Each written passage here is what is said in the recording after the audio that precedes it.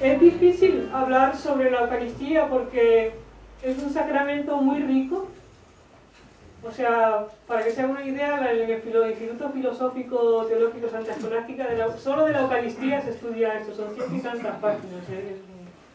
Y no es todo, porque la Eucaristía es el sacramento más necesario y más especial de la cumbre de toda la vida cristiana.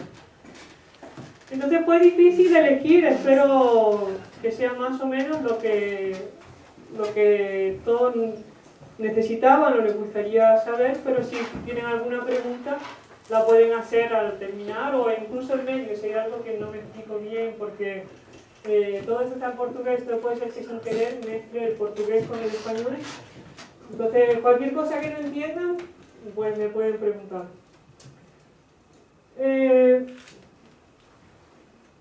¿Por qué se dice que el sacramento de la Eucaristía es la fuente, es el ápice de toda la vida cristiana? Es porque en ese sacramento es que nosotros nos unimos a Cristo de una manera más especial.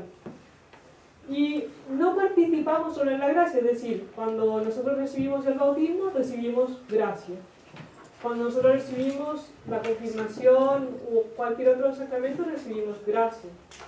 Pero cuando recibimos la Eucaristía, recibimos al donador de la gracia, al mismo Cristo que es el que recibimos. Por tanto, en ese sentido, el sacramento es superior a los otros. Y todos los otros sacramentos de la vida cristiana se encaminan precisamente a la Eucaristía. Entonces, por ejemplo,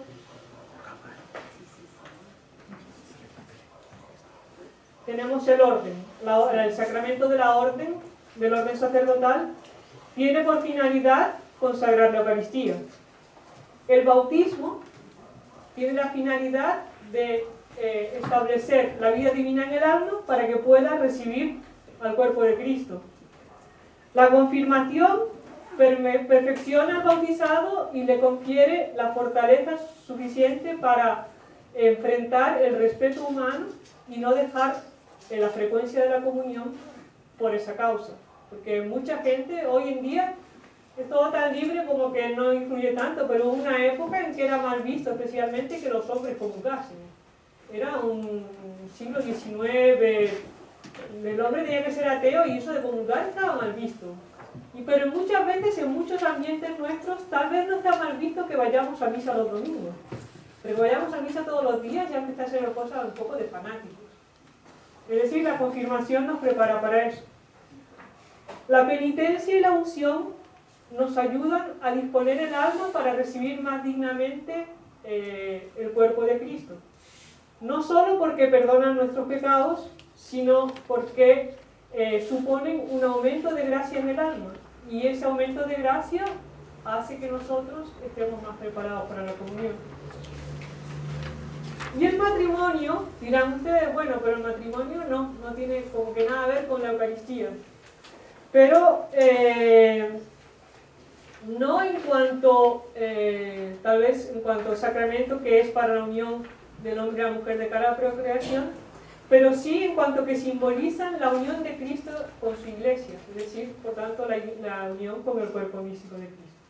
Entonces vemos que en todos los sacramentos se ordenan precisamente a la Eucaristía. Y la Eucaristía,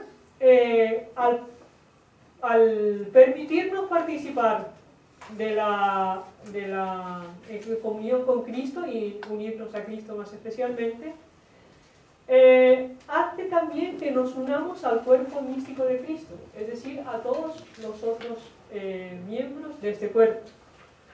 Entonces, San Pablo, por ejemplo, decía: el cáliz de la bendición que bendecimos no es la comunión en la sangre de Cristo, y el pan que partimos no es la comunión del cuerpo de Cristo. Una vez que hay un único pan nosotros, aun siendo muchos, formamos un solo cuerpo, porque todos nosotros comulgamos del mismo pan. Es decir, es la comunión la que favorece, la que propicia, la que permite la formación del cuerpo místico de Cristo, porque es en la comunión, a unirnos en Cristo, que todos nos unimos formando un solo cuerpo. También San Cirilo de Alejandría dice lo mismo, dice, para que tendiésemos a la unión con Dios y entre nosotros, y nos fundiésemos hasta formar una sola cosa, el Hijo unigénito, sabiduría y consejo del Padre, idealizó un medio maravilloso.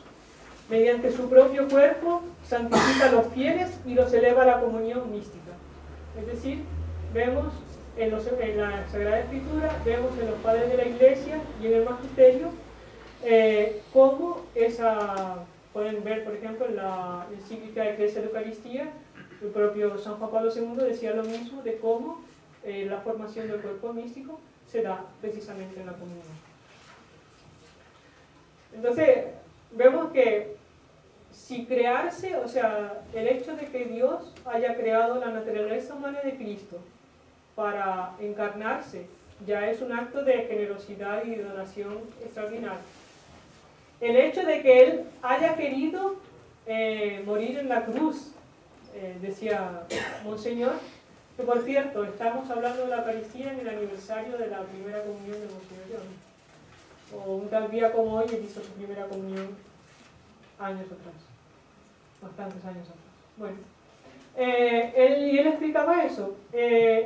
Entonces, Él se encarna, ya es una generosidad enorme. El morir por nosotros, la redención, es una generosidad extraordinaria.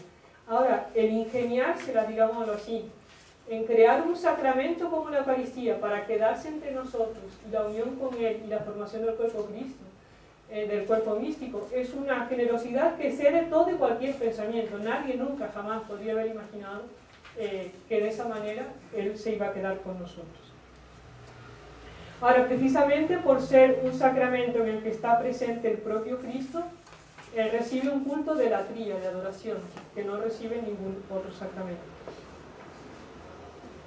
Yo no sé si está siendo demasiado elemental o quieren, pasemos a cosas más, ¿está bien así? Bueno, ahora nosotros vemos cómo algunas veces en la Iglesia Católica se ve eso y a veces tal vez algunos de nosotros mismos relativizamos el valor de ese sacramento. Entonces, llegar a misa, o sea, ir al médico tenemos que llegar temprano porque vamos al médico. Si vamos a asistir, a llegar al trabajo, pues ahí sí, porque si nos descuentan el dinero, porque nos pueden echar, porque tenemos que llegar temprano. Pero muchas veces cuando se trata de ir a comulgar, cuando se trata de ir a misa, lo hacemos de una manera rápida, llegando atrasados, agitados, sin la preparación que uno debería tener, que después vamos a hablar un poco sobre eso. Entonces, vemos por toda esta importancia cómo debemos esmerarnos en participar tanto cuanto posible de esa comunión y en prepararnos para ella de la mejor forma posible. Ahora, en el esquema que les dieron, se hablaba, el primer punto, de los relatos de la institución de la Eucaristía. La institución de la Eucaristía, como todo en teología, como todas las verdades que enseña el Magisterio, tiene su fundamentación primera en la Sagrada Escritura. Y digamos que los relatos evangélicos que nos transmiten cómo fue la institución es el testimonio más claro que tenemos sobre la Eucaristía. Pero no solo eso, antes en el Antiguo Testamento ya encontramos referencias claras al sacramento de la Eucaristía. Y estas referencias Santo Tomás las divide en tres, digamos, en tres tipos. Porque, bueno, la serpiente de bronce no tiene nada que ver con la Eucaristía, es representativa del sacrificio de la cruz, de la muerte en cruz. Ahora, cuando nos referimos a un sacramento, encontramos en el sacramento lo que es el rito del sacramento, que sería la parte exterior, simbólica del sacramento, y que es llamada en teología sacramentum tantum. En este caso, en el caso de la Eucaristía, sería la consagración de las especies. Serían las especies y la consagración, por tanto. Después tenemos lo que es el efecto del sacramento, que aún sirve, tiene un valor simbólico, pero que es una realidad. En el caso que sería la presencia real de nuestro Señor Jesucristo en la Eucaristía. Eso es llamado res, cosa, realidad, et sacramentum, símbolo. Y hay un tercer aspecto que es el efecto, la gracia sacramental, la gracia que transmite el sacramento, que es lo que se llama res tantum, es la cosa, la realidad en sí. ¿Cuál sería? Y en este caso, el de la Eucaristía es precisamente la unidad del cuerpo eclesial. Ahora, en el Antiguo Testamento están prefigurados estos tres aspectos de la Eucaristía. Entonces, por ejemplo, las especies sacramentales, que sería el sacramentum tantum, el símbolo, están representadas, a ver, ¿quién me dice, por ejemplo?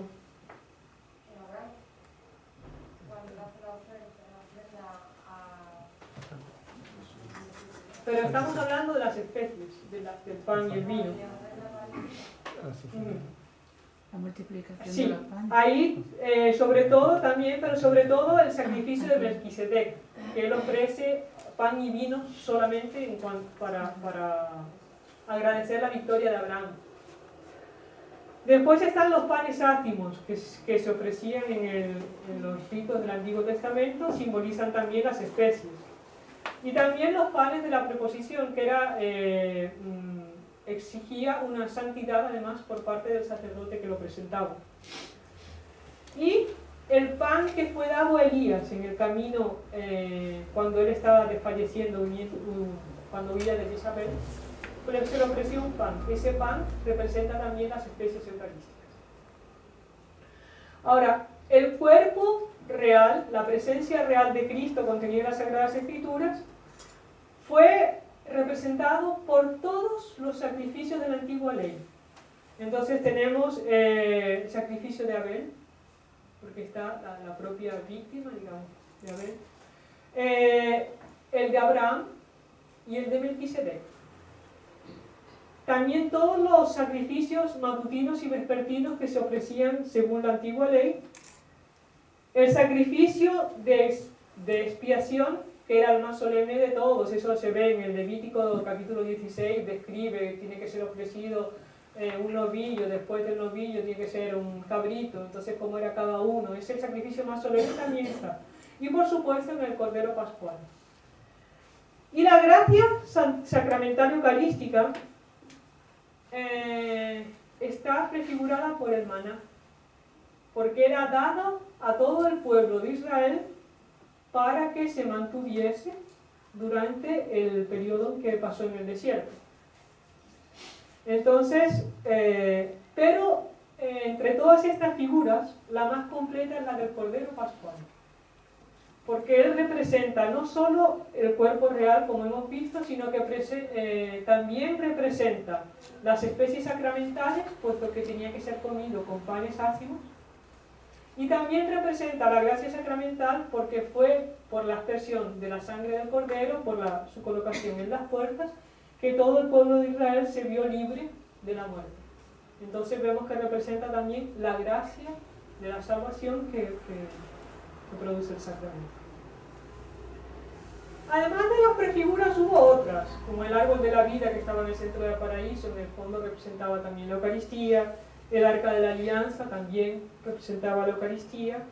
En el Nuevo Testamento tenemos la multiplicación de los panes y los peces, que es una prefigura también, un símbolo de la multiplicación de la Eucaristía. Y las bodas de Caná, el milagro de Caná, en que el agua es transmutada en vino. Entonces todos esos simbolizan la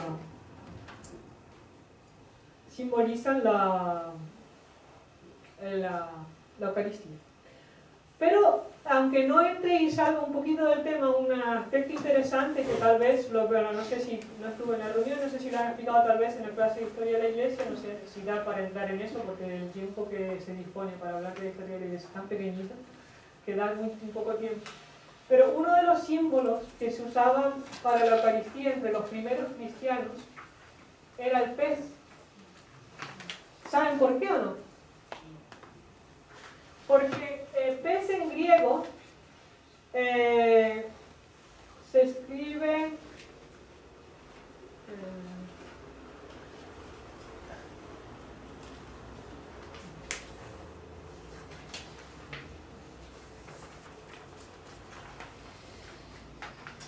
esto se lee ictus, ¿sí? Y era el anagrama de nuestro Señor, porque en griego tenemos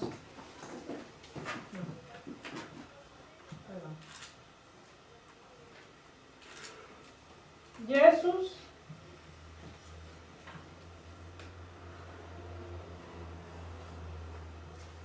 Christos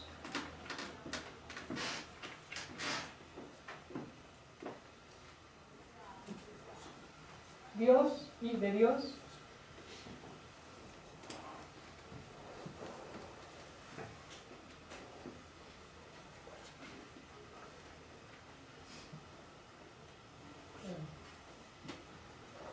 entonces es, digamos, Jesucristo Hijo de Dios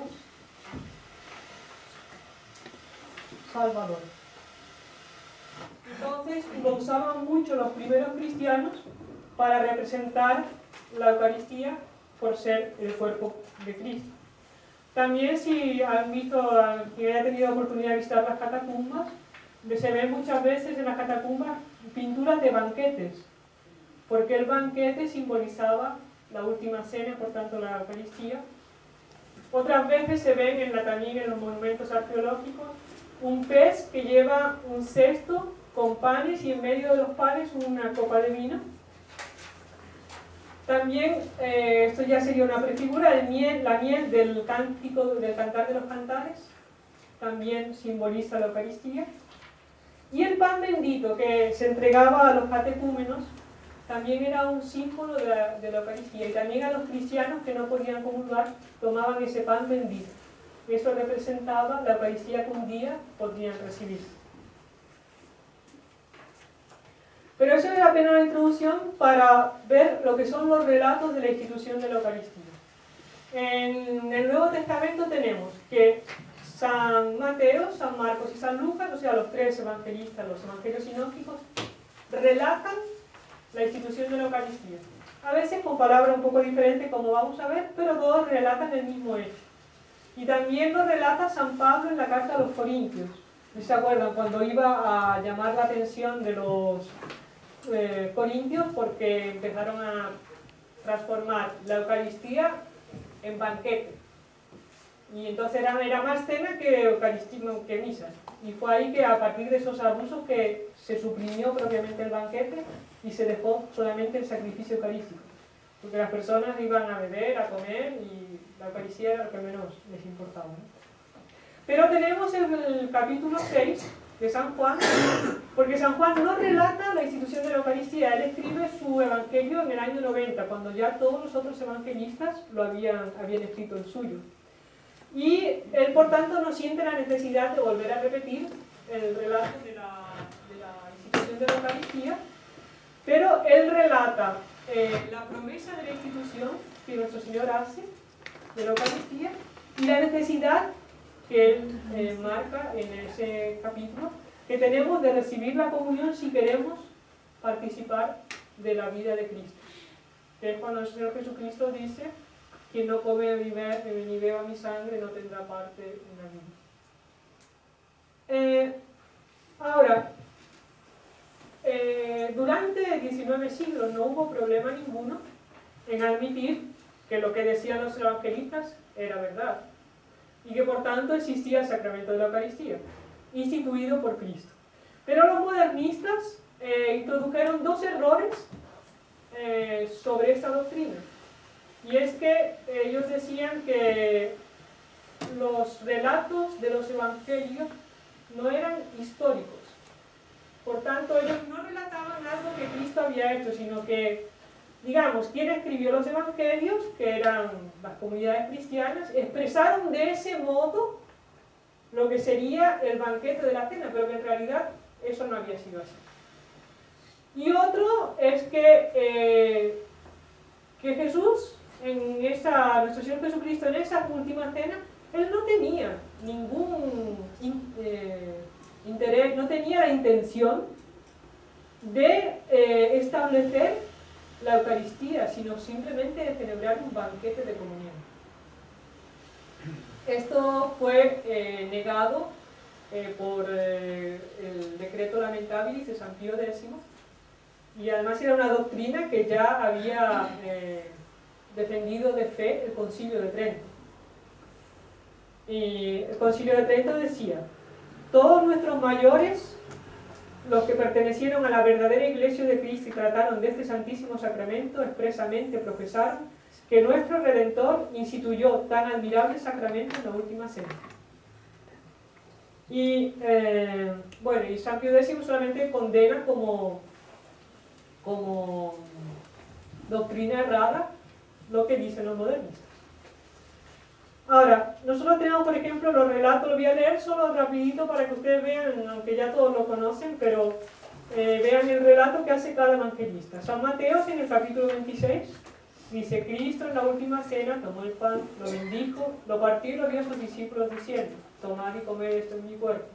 Y tomando un cáliz y dando gracias, lo dio diciendo: bebed todos, porque este es mi sangre del Nuevo Testamento, que será derramada por muchos para la remisión de los pecados. Ese es San Mateo.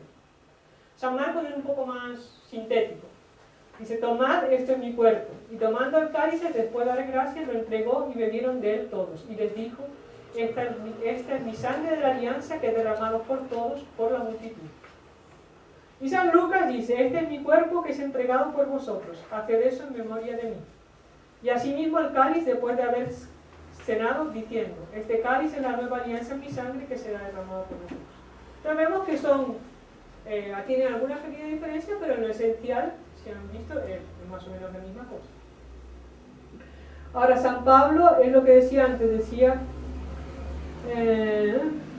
porque yo recibí del Señor lo que os transmití, que el Señor Jesús, en la noche que fue entregado, tomó el pan y después de dar gracias, él lo partió y dijo: este es mi cuerpo, que será dado por vos, haced esto en memoria de mí. Este cáliz es el Nuevo Testamento. Testamento, saben que significa alianza.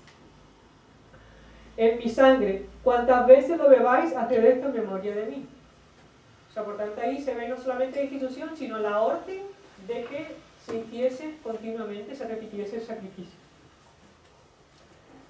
Y San Juan no. San Juan, como hemos dicho, él lo que hace es, en ese relato, el capítulo 6, si se lo quieren leer, son 50 versículos en el que él, tras haber hablar de la multiplicación de los panes y los peces y haber relatado cómo nuestro Señor tenía dominio de su cuerpo para andar sobre las aguas, él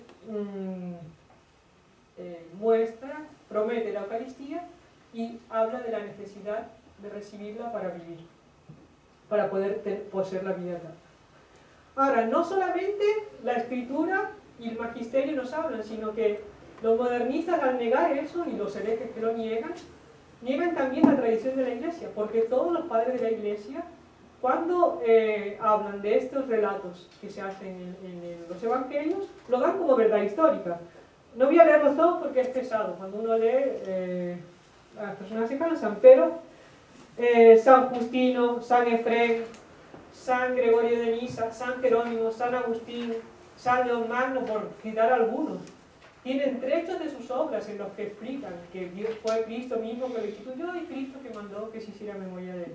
Unos por un lado aspecto, otros por otro, otros más completos, pero todos ellos lo proclaman.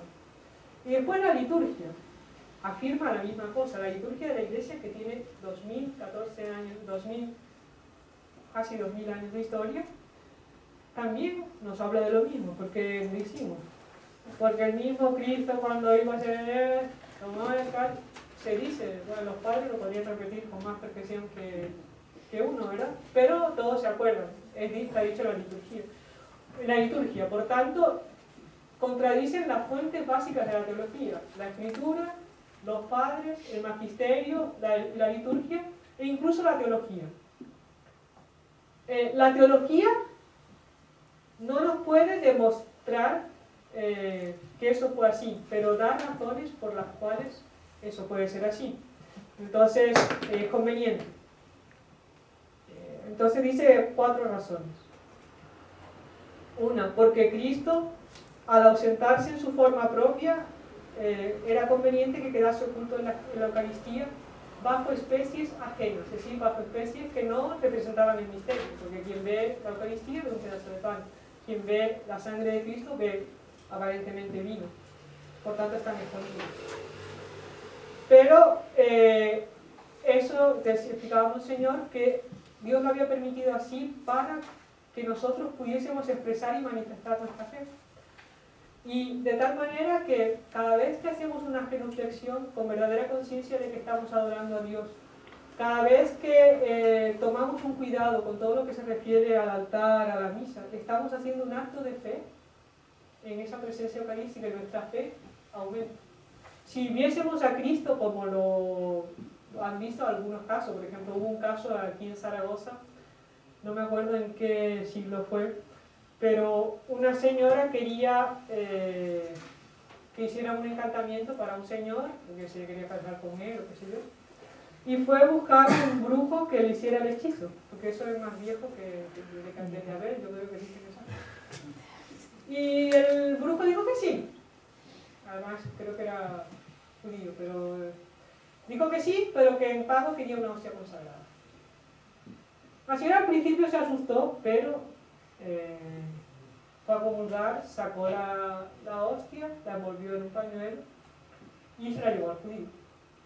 Solo que cuando el brujo abrió el pañuelo, había un niño, Jesús.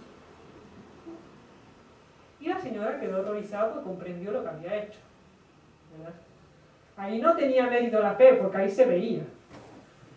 Y el brujo, que era judío, de rabia, lo tiró a la chimenea, al fuego de la chimenea. Solo que hubo un milagro y las llamas se abrieron y hicieron como una cuna para el niño Jesús y no lo quemaban.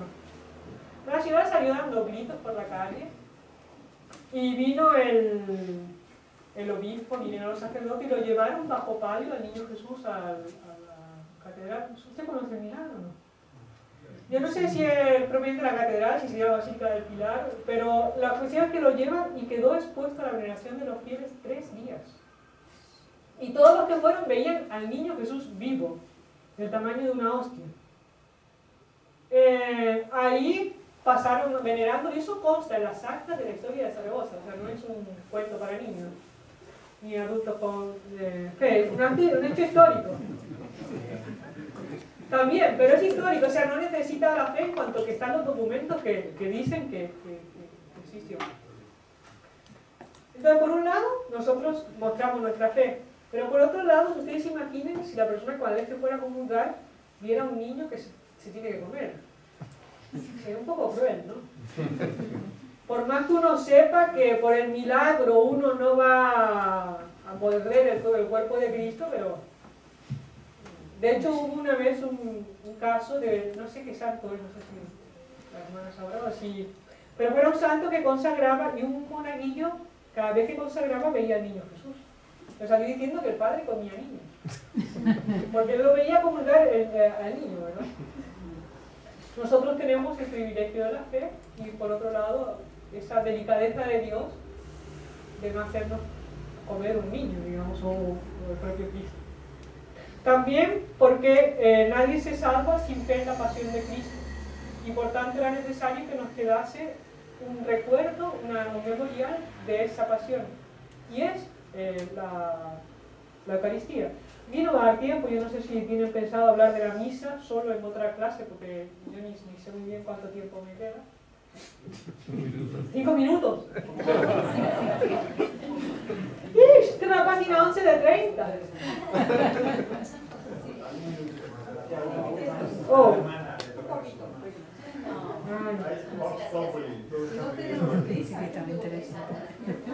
Bueno.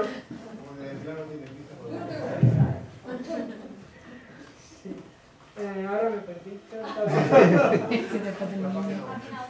Sí, estoy en la página 11, pero no. La pasión. Ah, sí, la misa no la vamos a ver, pero en la misa, el Tratado de Virtud y Perfecciones Cristianas, que lo tenga, van explicando el simbolismo de varias partes y varios. Por ejemplo, la estola del sacerdote, entre otras cosas, representa la soga que nuestro Señor Jesucristo llevó al cuello desde que fue preso. Y todo en la Santa Misa está relacionado. Cuando se eleva el Santísimo, este es el Cordero de Dios, es el eche homo de Pilatos. Todo en la misa está relacionado. Por tanto, la Eucaristía es símbolo de la pasión. Pero después también están las últimas acciones y palabras que dicen los amigos, se quedan más presentes, son las más importantes y las que más impresionan el alma de la persona. Por tanto, era recomendable que Cristo en la última cena, al despedirse, dejase instituido la Eucaristía. Y por otro lado, normalmente hoy en día, creo que no es la costumbre, pero normalmente se hacía el testamento cerca de la muerte del testador. Por tanto, era normal que el testamento se hiciese bien cerca de la muerte y por tanto sería lógico entender que Cristo dejase ese testamento, esa alianza nueva, en la hora de la muerte. Ahora, el sacrificio, si quieren saber qué es el sacrificio, la definición, la clasificación del sacrificio, les recomiendo que vean Teología Moral para Seglares en el volumen 1 del Padre Radio María. Ahora vamos a ver Teología Moral para Seglares, volumen 1. Ahí es de la Pax. Porque ahí da toda la clasificación y aquí ni soñar que no va a dar tiempo. Pero el sacrificio, en cuanto al rito de homenaje a Dios,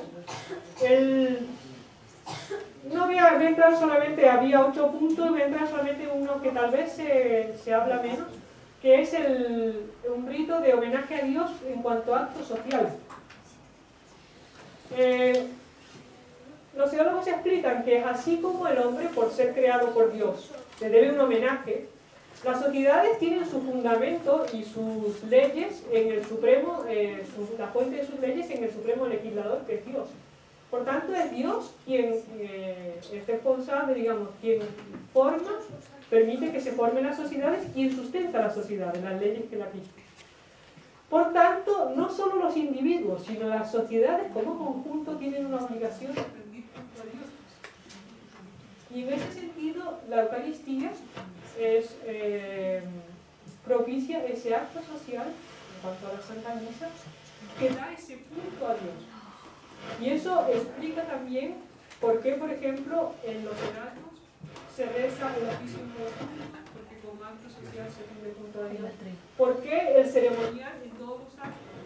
Porque en cuanto a conjunto se le quiere ofrecer ese ceremonial como acto de oración a Dios.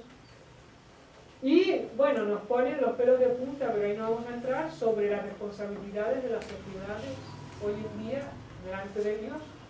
Entonces, una nación que aprobó el aborto como nación tiene una responsabilidad ante Dios.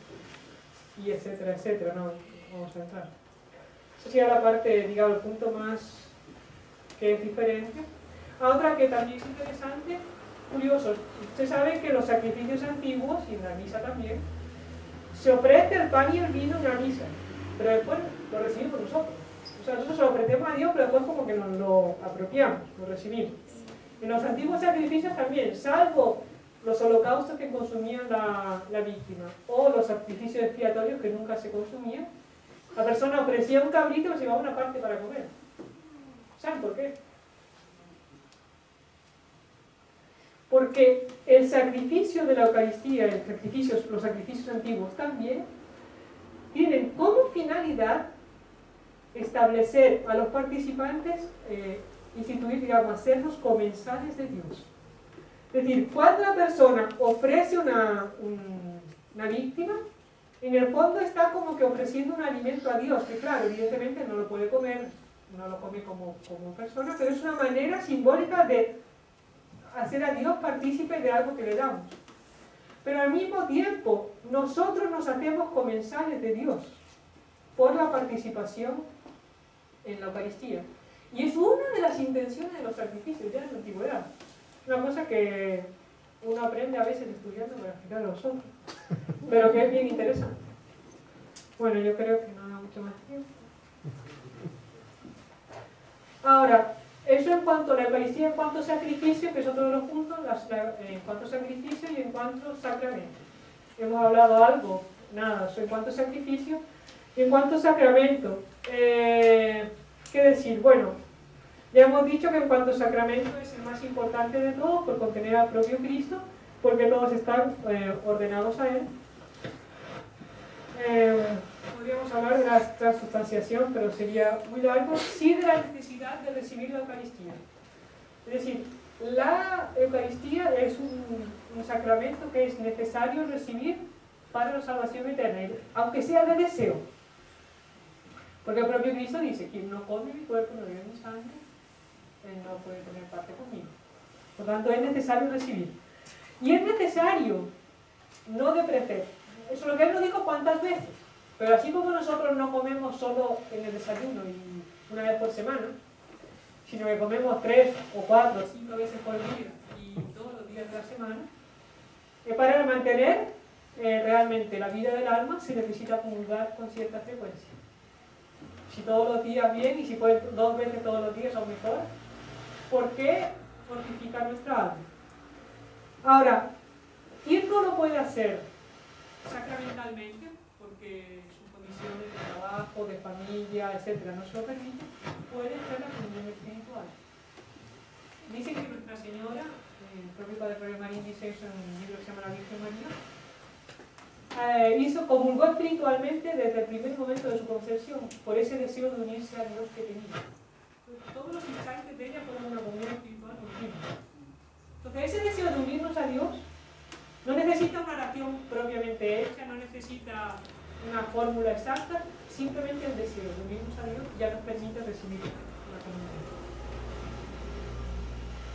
Y bueno, ha habido santos que han vivido solo de la comunión. Entonces, es obligatorio, eso sí, como dice el catecismo, recibir la comunión por Pascua, la comunión pascual, en peligro de muerte. O sea, una persona que sabe que está con un peligro de muerte. Cuando fue la inauguración de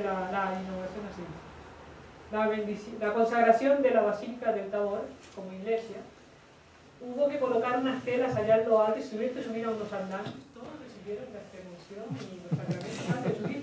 No, porque si se caían, se morían. Era muerte segura.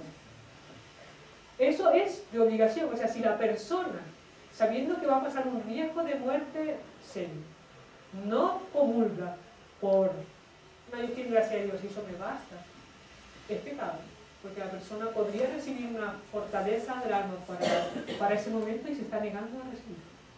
Pero el peligro de muerte lo debe recibir y cuando es necesario, por ejemplo, una persona que está, las personas, por ejemplo, que son poseídas por el demonio por algún caso, los exorcistas recomiendan confesión frecuente y comunión frecuente. Y en fondo la persona, si no lo hace, está poniendo el riesgo de volver a la santidad. Y en ese caso es obligatorio comulgar. O sea, la persona tiene obligación cuando hay un peligro. Pero es un caso extremo, digamos que una persona pasa por una fase en que tiene muchísimas tentaciones contra cualquiera de los mandamientos, que no se ve sin fuerzas, ahí, en la medida que él pueda, debe comulgar también para enfrentar esas tentaciones. Bueno, están los efectos de la Eucaristía, pero nos une íntimamente con Cristo y nos transforma en Él. Solamente lo voy a enumerar ya para terminar. Nos une íntimamente con la Santísima Trinidad. Nos une con todos los miembros vivos del cuerpo místico de Cristo. Aumenta en nosotros la gracia santificante al darnos la gracia sacramental. Aumenta en nosotros las virtudes teologales, sobre todo la caridad, y con ella todas las virtudes infusas y los dones del Espíritu Santo. Apaga los pecados veniales. O sea, es verdad que uno tiene costumbre a veces de usar agua bendita justo antes de comulgar para ir con el alma limpia. Pero de sí no sería necesario, porque la comunión ya los apaga antes mismo de recibir el cuerpo de Cristo, apaga los pecados veniales, porque es incompatible la comunión con la mancha de cualquier pecado. Después apaga indirectamente la pena temporal que debemos por los pecados. Eso depende mucho también de la manera en que recibamos y del cuerpo en que lo recibamos. ¿Por qué? Porque nos aumenta la caridad y al hacer un acto de caridad reparamos la falta de caridad que tuvimos con los pecados y apaga cierta parte de la pena temporal. Y preserva de pecados futuros, a punto que el señor Trujillo decía que cuando una persona, un niño comulga en muy temprana edad, hay ciertos pecados que el demonio nunca va a conseguir que él cometa. Porque de tal forma el alma queda fortificada, que prevenida contra el pecado, que hay ciertos pecados que ese alma nunca va a cometer por haber comulgado. Y por eso San Pío X promovió la comunión de los niños pequeños. Y en la época hubo casos de gente que comulgó con 4 y 5 años. Que Beato don Manuel González cuenta cómo ella comunió a una niña de 5 años. Simplemente la niña, una vez la catequista volviendo de comulgar le dijo, ¿me coges en brazos? Y ella se quedó extrañada porque no era una niña así de buscar cariño y tal. Entonces ella cogió en brazos a la niña y la niña lo osculó, le besó el pecho aquí. Y dice, ¿por qué haces eso? Y dice, porque tienes a Jesús dentro. Ella contó al obispo y el obispo le dice, ¿tú quieres recibir a Jesús? Sí. Y cuando lo recibas, ¿a dónde va? A mi corazón. Y no sé, puede recibir la comunión. Lo recibió con 5 años. Esa alma queda preservada de ciertos pecados por haber comulgado tan temprano. No es lástima que posteriormente se volvió a atrasar otra vez la comunión, ¿no? Y después es Señor de futura gloria, porque nuestro Señor dice, o sea, es Señor, es señal, es promesa de futura gloria. Y de la resurrección de nuestro cuerpo, por tanto. Dice, en el cuerpo la Eucaristía dignamente recibida santifica de cierto modo el cuerpo de aquel que comulga. O sea, hasta nuestro cuerpo se beneficia de la comunión. Confiere al que dignamente lo recibe el derecho a la resurrección gloriosa del cuerpo. Ahora, una vez que es una comida, produce su efecto, ¿cuándo? ¿A partir de qué momento? ¿De que la persona lo recibe? ¿En qué momento? A partir de que llega al estómago, hasta que las especies son destruidas, son digeridas por la digestión. Ahí es que comienza a operar la gracia de la comunión. Bueno. Y hoy en día la ciencia con el milagro del anciano demuestra la presencia de todos conocen el milagro del anciano, ¿no? ¿Quién no conoce el milagro del anciano? ¿Tienen tiempo o ya no? Sí.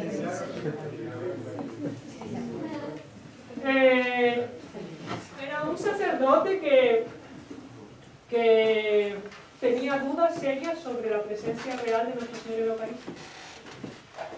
Y cuando él estaba consagrando, la hostia se convirtió en carne de Cristo y el vino en sangre. Y él se quedó admirado y explicó para las personas lo que había pasado. Y los fieles pudieron ver. Y se guardó la hostia hasta hoy, está íntegra, y se ve una parte continúa como forma, pero la otra se ve que es carne. Y la sangre se coaguló en 5 coágulos. Y como los científicos lo quieren examinar todo para ver si pueden demostrar que la fe es una mentira, ¿verdad? Pidieron autorización para analizar esas reliquias. Pero cuando analizaron la carne, vieron que era tejido de miocardio de un hombre joven, vivo. O sea, después de cientos de años, de un hombre vivo. Es una carne viva, por tanto. Y cuando analizaron la sangre, vieron que era sangre que mantenía todas las propiedades de la sangre, porque la sangre, después de que se extrae, si no se conserva bien, en 20 minutos pierde las propiedades de la sangre. Queda un líquido rojo, pero ya no es más sangre, pierde las propiedades. Ahora, la sangre del cáliz era sangre, conservaba todas las propiedades de la sangre, no solamente las aspecto. Pero además ocurrió un milagro muy curioso. Ellos fueron a pesar en una balanza de precisión, imagínate, lo que pesaba un coágulo. Digamos, no me acuerdo de la cantidad exacta, te voy a decir una cantidad por decir algo, pero no sé si es eso. Digamos que pesaron 10 miligramos, digamos. Pesaron, cada una pesaba lo mismo. 10 miligramos. Entonces decidieron pesar 2 juntas. Solo que 2 juntas pesaban 10 miligramos. Solo que 10 más 10 son 20. Entonces, ¿cómo es que 10 más 10 son 10? ¿Verdad? Ahí pesaron 3 juntas. Y las 3 juntas pesaban 10 miligramos. Y con el cuarto lo mismo, y con el 5 ellos decidieron que la balanza estaba estropeada. Entonces buscaron otra balanza y se dio el mismo hecho. O sea, prueba lo que enseña la Iglesia de que en cada partícula, por menor que sea, permanece entero el cuerpo de Cristo. Mientras que en toda la partícula junta también está solamente un cuerpo de Cristo. Y en cada hostia está un cuerpo de Cristo y está siempre el mismo. O sea, la propia ciencia, ellos dijeron, bueno, no hay explicación humana, no van a decir, pero la propia ciencia dio pruebas de que existe, de que las verdades que la Iglesia enseña sobre la presencia eucarística de nuestro Señor son verdaderas. Es más largo de contar, pero ahí podemos contar. Yo creo que era 1100 algo, ¿no? 1100 alguna cosa. Hay un libro que se llama Milagros Eucarísticos, pueden ver, en Valencia también un sacerdote fue a llevar la comunión a una mujer, llevar el viático, y era aquella época, tenía que ir andando, atravesó un río que venía, que había en medio, fue a la casa, y diluvió en cuanto él estaba en la casa, y dijo, padre, no vuelva porque el río va a estar peligroso. No, tengo que volver porque si algún otro enfermo me busca, tengo que estar a mano. Él vuelve, y cuando va a cruzar el río venía con el agua presidísima, pero él, bueno, decide agarrar bien el copón y cruza. Pero en esto que viene una ola y zarandea la madera y se le va el copón de las manos. Bueno, todo el pueblo, como tenían fe, salieron a buscar el copón, pasaron toda la noche buscando, por fin lo encuentran vacío. Y había, no sé si eran 3 o 5 partículas. 3 habían sobrado. Uno de los personas que estaban buscando estaban a la boca del río. Y de repente ven 3 peces, cada uno de ellos con una hostia en la boca y la cabecita fuera del agua. Le llamaron al padre y el padre recogió las hostias y era un milagro. O sea, porque primero el pez no sobrevive fuera del agua, pero además se hubiera comido pan si hubiera sido simplemente pan. Pero hasta el pez respetó. Y existe hasta hoy, esa ángula está hasta hoy en ese lugar que no me acuerdo. O sea, pueden ver ese milagro, ese palito.